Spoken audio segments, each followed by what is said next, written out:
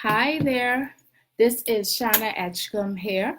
I decided to hop on at the very last minute as a pop up because I know that I have not been on here and done a live in quite a while.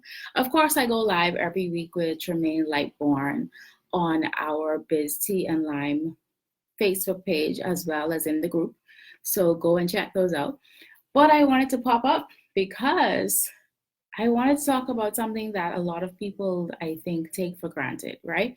But for those of you who do not know me, my name is Shana Edgecombe. I am a presentation strategist. I am also what I call a business oriented creative. So as you can see, I love everything artsy and I have like the boho chic rocker thing, a little bit of goth when I'm ready, a little bit of Afro chic, you know, I'm a mix of things, but of course, my hair is shaved. But I'm also a business school graduate. I studied international business and human resources in university. I have studied countless languages, of course, English being the native tongue. I've also studied Italian and French in school, as well as studied Mandarin as an adult and spent 6 months in China. Um, so I love to talk to people about business. I love talking about how people can get paid what they are worth, right? Because there are a lot of creatives in this beautiful Bahama land who are working jobs that they absolutely hate. I used to be one of them. And just not utilizing the gifts and the talents that they have, because money has to make, bills need to be paid. So I want to talk to you guys tonight about why where you sell is just as important as why you sell. So, initially, when I was going to go live just now, I was going to talk about the marketing mix and how important the marketing mix is. I don't know if you've ever heard of the 4 P's. That's product, price, place, and promotion. Now the 4 P's have expanded into the 7 P's, which also take into consideration people, processes, and one other thing that I can't remember right now. But I decided that I wanted to really talk to you guys about place. Okay. Where you sell your product, your service is just as important as what you are selling, right? And why you are selling. There are a lot of people who do not take location into account, okay? And those are grave mistakes. For example, let me give y'all some examples. Everyone knows about jollification. If you haven't been to jollification, you have heard about jollification, okay? Now, jollification is not, and jollification-esque events are not the place that you go to sell luxury items. You know why? Because in those places, people are not prepared to drop $100 on your one item when in their minds they're going there to walk around for the experience. They have that money in their pocket for food, for drinks, to buy little trinkets, maybe to buy Christmas presents. I used to do that as well. They don't have that $100 in their pocket just to give to you for your one item. They have that $100 in their pocket to last them the entire time that they are there. Okay. And nor is their expectation that vendors are going to be out there with high end products, hence, they should carry money. Y'all see what I'm saying? And then, two, you have to remember that in those environments, people also expect to pay cash, okay? And they have to pay cash. Like most people don't have like a portable swipe machine, okay? So it's useless to go out there.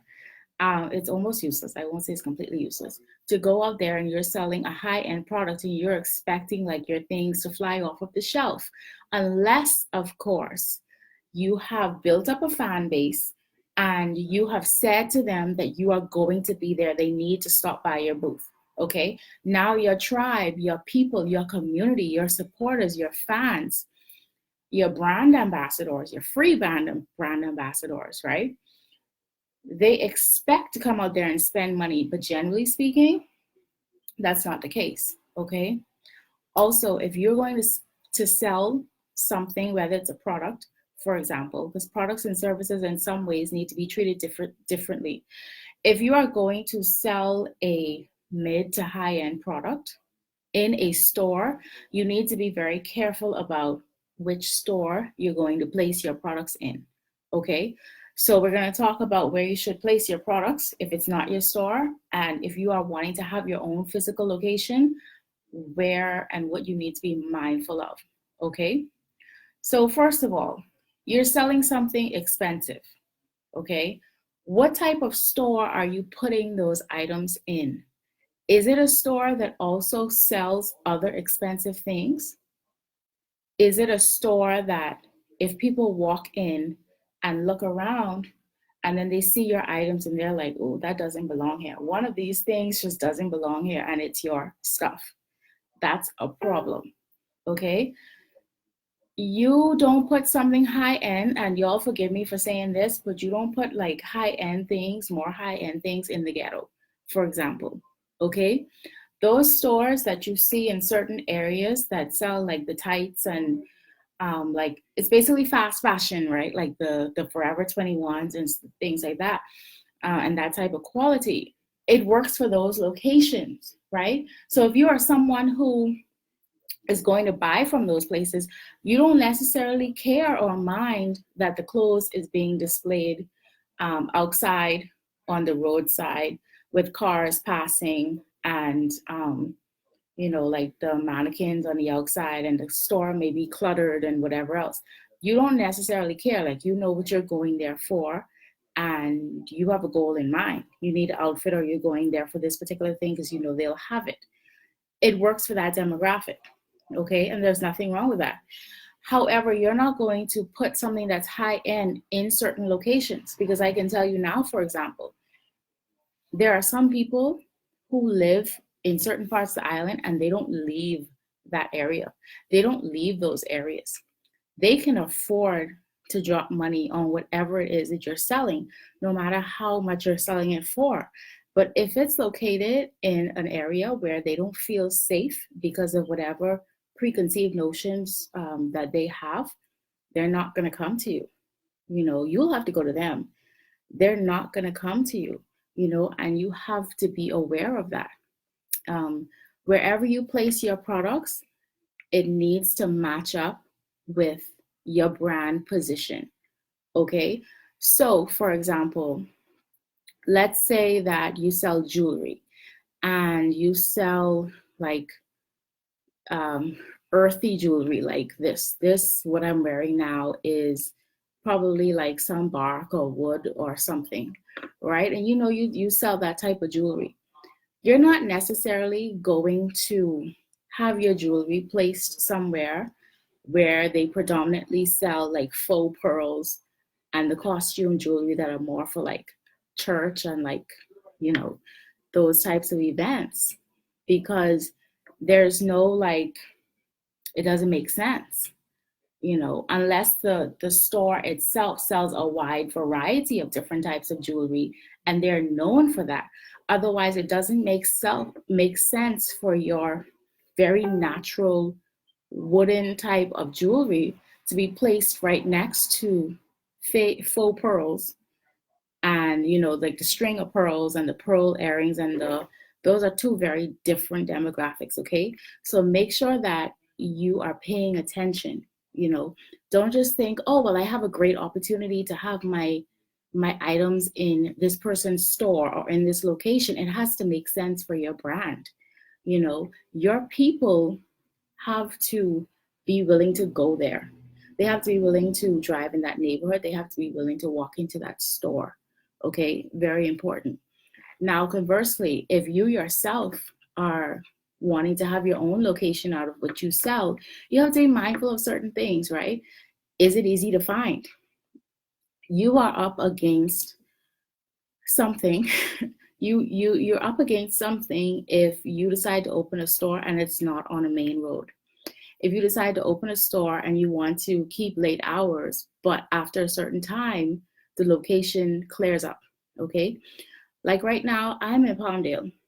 Palmdale after about 5:15, 5:30 is like a ghost town, especially after, the time change and it gets dark early. People ain't around like that. So there's no reason for me as a store owner to be open late. You know what I mean? Even the Starbucks closes at a certain time. Okay? Even the Subway closes at a certain time because they know it doesn't make sense to be open after 6 p.m., 7 p.m. Makes no sense. Okay? And it doesn't make sense financially. Okay? Because by that time, like, Palmdale is dead. The amount of money that you have to pay in electricity, in cost for staff, is not worth how much money that you would actually make in that hour or two after it's dead. You might actually be losing money in that time after Palmdale gets dead, right? I'm just using Palmdale as an example. Okay. Try as best to find a place that is on the roadside. When you talk about having to force people to navigate through dead end corners or through like strange locations, there are a lot of people who just like they're afraid to drive through certain areas. And so for you to say to them, like, yeah, my boutique is located in this area, they're like, oh no, I can't go there, you know. And these aren't necessarily like bougie people or whatever else, but in the back of their mind, it's like, I don't feel like I'm going to be safe. And me going to this boutique and buying clothes and looking for shoes or looking for jewelry is not worth my safety. You have to be aware of these types of things when you're thinking about your location. Okay. You also have to be aware of how your store looks inside. Studies show that people do not like it when a store is junky. Okay. And even more so if you are talking about something that's more high end or lifestyle. Okay. So I was watching The Prophet yesterday night, and the guy who hosted, I forget his name, they were talking about his very first uh, episode that he taped. And it was a flower shop. And it was a flower shop that had been around for decades, right? The father had passed away, and now the business was being run by the son. And when the father was alive, they made millions of dollars in sales every year. Now they were struggling to stay open, and they kept having to borrow money to stay open, right? And y'all, when they showed how the store looked on the inside when this man walked in, you could not tell that they sell flowers. Flowers were nowhere to be seen. It was just a bunch of vases stacked haphazardly on every surface that was not the floor. At no point would you walk in and look around at the inventory and think that they sell flowers. Because what they did was they had the people who actually make the flowers all the way in the back of the store. So you had to be persistent and willing to walk around before and make it to the back of the store before you saw any flowers. How do you walk into a floral shop and not see any flowers? You don't even see a cooler? That's crazy. Okay. So not only is location important, but so is how you organize yourself on the inside. That is why there are people who are dedicated simply to like retail. They're dedicated to how the space looks, how the inventory is laid out. Presentation is extremely important, y'all. Like, your location is a part of your presentation. Your presentation doesn't just start and stop with, for example, the packaging that my phone came in, okay, or the packaging that my mouse came in, okay. Presentation also comes with how this is placed on the shelf, how it's displayed on the shelf. And then the bigger picture is, how does the store look in which this mouse is on the shelf? Okay? Because if I walk into a store and I may be looking specifically for this type of Bluetooth mouse, but if in there is junky and the mouse is all the way in the back and I have to like push and look around, there are some people who are like, oh no, I can't do this. That's no different than, statistics say that if people go to a website and it doesn't load within the first 3 seconds, people are out. They get frustrated. We get frustrated because we have no patience, right? If it doesn't load, literally, the count is 3 seconds. You lose most people. They're going to navigate away from your site because they don't have the patience. The same way with your customers, okay? They need to be able to see everything clearly. It should be laid out nicely, the way they would like to see it, not the way you think it should be laid out, the way they would like to see it, okay? Because you have to remember your target audience, okay? When you're talking about location, you should always remember your target audience. Who are you targeting? And that's when you begin the process of deciding where you're going to open your store, okay? Or where you are going to allow your products to be, okay? Now, let's talk about services. If you're selling services, you need to be online, period. Okay. Yes, you can sell like physical gift certificates to your services, but you need to be online if you are giving services. Okay. One of the things I mentioned, of course, is your website. That is your piece of real estate. That is your location on the World Wide Web. Okay. It is very important that you have an amazing location. Again, keep your customers in mind. So if you have clients and customers who need as much information as possible before they make a buying decision, especially if you're asking them to make a big purchase, and big purchase may be, for example, I don't know if you've ever looked at paying for a course or paying for a business coach, for example, or paying for a program from a business coach. Those typically run anywhere between $600 and I've even seen $25,000, okay, $50,000. And programs run anywhere from, I've seen 4 weeks up to a year, okay? If you're asking somebody to spend $5,000 with you, to spend $20,000 with you, even $1,000, you need to make sure that your online presence is very well put together and you give as much information as possible, right? About your results, your testimonials, what they can expect, what is your process, how often are you going to speak with them? Are you going to speak with them one-on-one, or are you going to do group coaching calls? What can they get? Can they get any physical products that they can expect in the mail?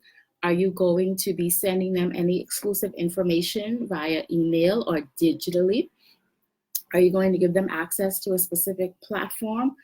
What is it that they can expect? You need to lay all of that out when it comes to your online location, okay? What you want to do is two things. You should first give so much information that you address any questions or concerns in advance that they might have, okay? Number one. And number two, it needs to be clear and laid out in a way that is beneficial to them and shows the value to them, okay? At no point should people be asking, okay, well, what do I get out of it? They should know, especially if you're asking them to give you something that costs a lot of money as an investment, okay? Like I said, your website needs to load quickly, okay? Your stuff needs to load quickly. Can I say it again? Your stuff needs to load quickly. What helps and what I'm trying to do right now is to automate for me as much as possible, meaning that I create a MailChimp landing page, and then if someone says, hey, I want to know how much your services cost, they drop their email in, and then MailChimp will automatically, good night. MailChimp will automatically send them a link with my prices. Therefore, I don't have to manually send anything to anyone. I don't have to be chained to my emails and concerned that I need to respond to emails with basic information when automation can do that for me, okay? You need to make doing business online with you just as easy as it is to do business offline. Like I said before, we lack patience, right? So we lack patience. So, and I've been guilty of this. If someone has to write me and say, hey, Shana, I'm interested in this, and then I have to create a custom proposal for them, and then I have to then send them my banking information, okay? And then they have to uh, go into the bank to pay me, okay? For some people, I can tell y'all, like, that's a turnoff. There are those of us, and I'm one of those people, I would rather click, click, click and be done. When you talk about me having to physically go stand in a bank line, I don't do that. I can tell you all that I physically stand in a bank line maybe like 3 times a year. Okay. I will wait for a check to clear before I stand in the bank line by putting it in the drop deposit box. Okay. That's how much of an aversion I have to standing in bank lines, because for me it's just a waste of time, and there are a lot of people who feel that way. So the more steps that we add, because remember now, when you walk into a store, you look around, you see what you want, you take it to the cash register and you pay. That's it. It should be as simple as that, or as simple as possible when it comes to paying you online. Okay, and all of this is connected to location. Okay, your website, your online location, you need to think of your customers. What do they need to know about you? How can you engage them through your website? How can you get them on your email list? How can you get them to click through the different parts of your website? How can you get them to express interest in what you offer and who you are? How can you get them to follow along on your journey through social media?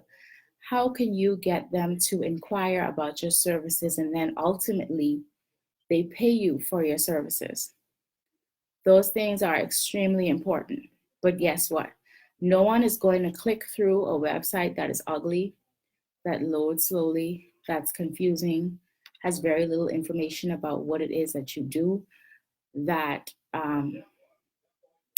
that lags, either because your bandwidth, your speed is too low. There are a lot of factors that go into having a good website that serves its purpose. In the Biz Tea and Lime group that I co-partner and lead with Tremaine, as I mentioned earlier, I popped in this tool and I showed them that there is a tool where you can run your website through it, and it will tell you, it will rate your website basically. And it will rate your website for a number of things, one being how quickly it loads, the search engine optimization, and then it'll look through the code in the back end and tell you what is good about your website and the things that need to be fixed. Okay. I ran a couple of the different websites that I own through it, and 2 of them I got high 90s, mid to high 90s, and one of them, which is actually this website for Trap, one of them it scored lower. Okay, and I need to fix those things, because the reality is that I want people to have as smooth an experience as possible on my website. Okay, that's part of customer service. That's part of selling my products and services, right? That's part of selling me.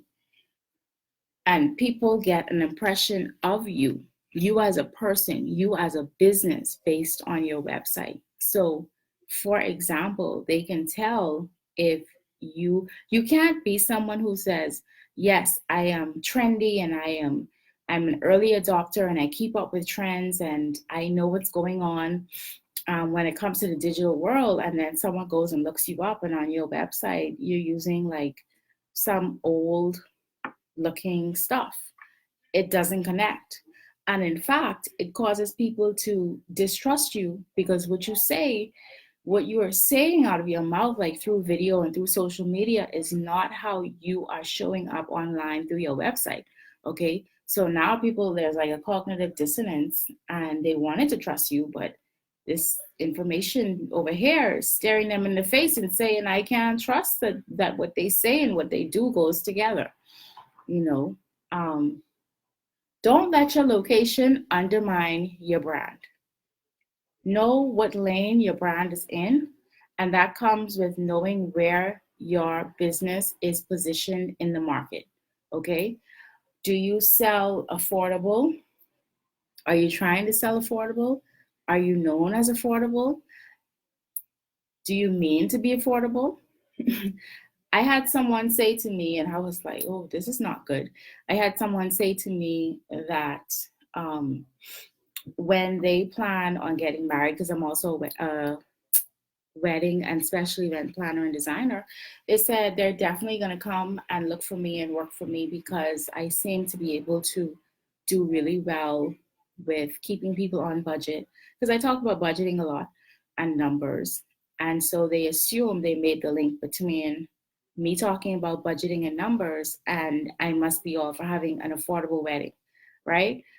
And I in my mind, I was like, oh no, I don't do affordable. I don't do affordable, because I know the amount of work that goes into weddings, whether it is affordable or whether it is luxury.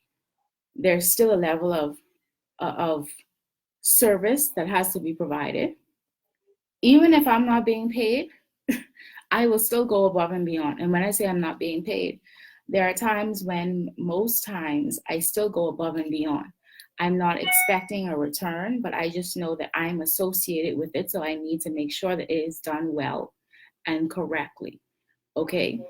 And so, no, I don't want to be associated with budget weddings. Okay. And I have set up my website and my social media presence so that no one would think that or assume that I have anything to do with budget because I don't want to be that, right? So, are you are your clients, your audience associating you with what you want to be associated with? Okay? And your location plays a role. Your location plays a role, can I tell you? All right. Now, let me give you an example, and this may sound strange. It may be weird that I'm admitting this, but there are a lot of people, for example, who online will use certain images, whether it's stock or it's real photos, to make things appear a certain way. Okay. I love stock photos. Love, love, love great stock photos. Okay. On my wedding website, I have done weddings for different types of people, right? Namely uh, white, namely black. Okay. But I've done different types of weddings. I strategically have um, quite a few white people on my website, and that's intentional. You know why that's intentional? Because that is the target audience I'm going for. Not to say that I don't want Black people, not at all. I love my people, and when I worked with Wildflowers events and occasions, I was the one who mostly dealt with them. I have no problem with my people, love them. But here's the thing, psychologically, some of us are messed up, right? And so some people will assume that because I have so many white people on my website, that, oh, they'll automatically think, oh, she must know what she's doing since she works with those types of people. Y'all know what I'm talking about, okay? Y'all know exactly what I'm talking about. So psychologically, since that is the case within our culture, I show those people. I show those types of people. Okay. I serve everybody. But we have to remember that in marketing is psychology. Okay. Marketing is psychology. Do y'all know that one of the biggest, yeah, I'll say it, manipulations of human psychology is the De Beers diamond campaign? Back in the day, I think it was either in the 60s or 70s. De Beers, the people who crafted the Diamonds Are a Girl's Best Friend campaign, and all of that was strategic. Okay. they presented this idea to De Beers, and they said, okay, we're going to get people to believe, which what is not true, is that diamonds are rare. That's not actually the case. But automatically, psychologically, we assume that something rare is very valuable. And very valuable means it's expensive. Okay, so there's that. And then they said, we need to hook the women to make them feel like if they don't get a diamond engagement ring, then their ring is not special. So then that means that the women would put pressure on the men to get them an engagement ring. That's diamond. And then, of course, coining the phrase, diamonds are a girl's best friend. Okay? So that even to this day, there are people who would not take anything less than a big diamond engagement ring.